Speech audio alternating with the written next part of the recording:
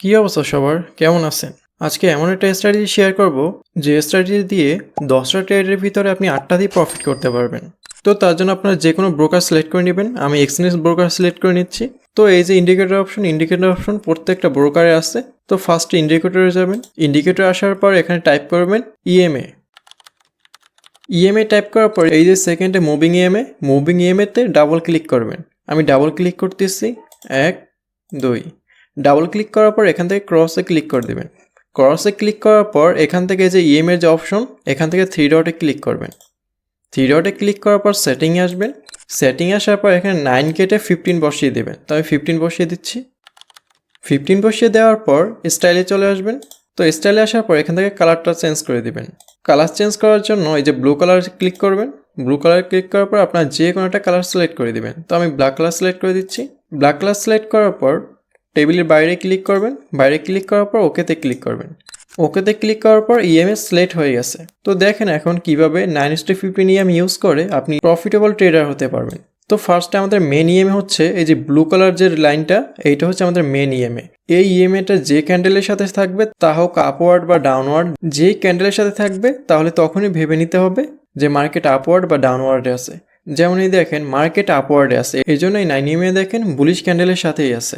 তো এখন কিভাবে এন্ট্রি নেবেন? তো এন্ট্রি নেওয়ার জন্য ফার্স্টে দেখেন এখান থেকে 9 ইএমএ 15 ইএমএ কে ক্রস করে যখনই এই বুলিশ ক্যান্ডেলের সাথে চলে আসছে তখনই আপনার ধরে নিতে হবে মার্কেট এখন আপ ট্রেন্ডে আছে। তো দেখেন এখান থেকে আপনার এন্ট্রিটা হতো। তো আপনি যদি দেখেন এখান থেকে এন্ট্রিটা নিতেন, আপনার স্টপ লস থাকে এইটার নিচে, এই বুলিশ ক্যান্ডেলের নিচে, এই উইকের নিচে আপনার স্টপ লস থাকতো। তো টার্গেট থাকতো 1:3। তো আমি দেখাচ্ছি দেখেন। তো আপনি যদি এখানে এন্ট্রি নিতেন তাহলে আপনার এখানে থাকতো এসএল আর টিপি থাকতো 1:3। দেখছেন মার্কেট টিপি 1:3 দেওয়ার পর তারপর উপরে চলে গেছে। তো শুধুমাত্র এখানে না, আমি আরও দেখাচ্ছি। এই যে দেখেন যেটা সেলিং পজিশন, এই সেলিং পজিশন কীভাবে কাজ করে। সেলিং পজিশন কাজ করার জন্য এই যে দেখেন ইএমএ কিন্তু 9 ইএমএ কিন্তু উপরে ছিল, মানে বুলিশ টার্মে ছিল। যখনই 9 ইএমএ 15 ইএমএকে ক্রস করে নিচে চলে আসছে তখনই আপনার ভেবে নিতে হবে যে মার্কেট এখন ডাউন ট্রেন্ডে আছে। তো দেখেন আপনার এন্ট্রি যদি এখানেও হতো, এই ক্যান্ডেলেও যদি এন্ট্রি হতো, কীভাবে বুঝবেন এই ক্যান্ডেল এন্ট্রি হবে? যখনই আপনার দেখবেন যে ডাউন ট্রেন্ডে আছে তখনই যে ব্লু লাইনটা আপনার এই যে সেলিং পজিশনে চলে আসবে। তো তখনই বুঝতে পারবেন যে আপনার এখন সেলিং পজিশন চলে আসছে, মানে সেলিং ট্রেন্ড শুরু হয়েছে। তো এখান থেকে দেখেন আপনি যদি এই ক্যান্ডেলটা যদি মিস করে ফেলেন তাহলে আপনি এখান থেকে এন্ট্রি নিতে পারেন। যেমন দেখেন এখান থেকে যদি আমি সেলিং এন্ট্রি নেই, আমার স্টপ লস থাকে এইটার উপরে বা এইটার উপরে রাখতে পারেন, এই উইকের উপরে রাখতে পারেন, আর টার্গেট দিবেন 1:3। তো দেখেন মার্কেট কোথায় চলে গেছে, 1:3 দেওয়ার পর আরও নিচে চলে গেছে। তো এভাবে আপনি 9:15 নিয়মে ইউজ করে মার্কেটে সাকসেসফুল হতে পারবেন। দেখেন প্রত্যেকটা জায়গায় আমার এন্ট্রি দিয়ে গেছে। দেখেন এইটাতে সেলিং এন্ট্রি যে দিচ্ছে, সেলিং এন্ট্রি একদম পুরো উপরে। কোথায়? এই যে দেখেন এখান থেকে মার্কেট যখন ব্লু লাইনটে যখন এই যে বিয়ারিশে আসছে, এই যে বিয়ারিশ ক্যান্ডেলে যখন আসছে তখনই আপনার ডাউন ট্রেন্ড শুরু হয়েছে। দেখেন কখনোই মানে উপরে ক্রস আর করে নাই, উপরে ক্রস না করার কারণে মার্কেট নিচে আসছে। দেখছেন প্রত্যেকটা জায়গায়।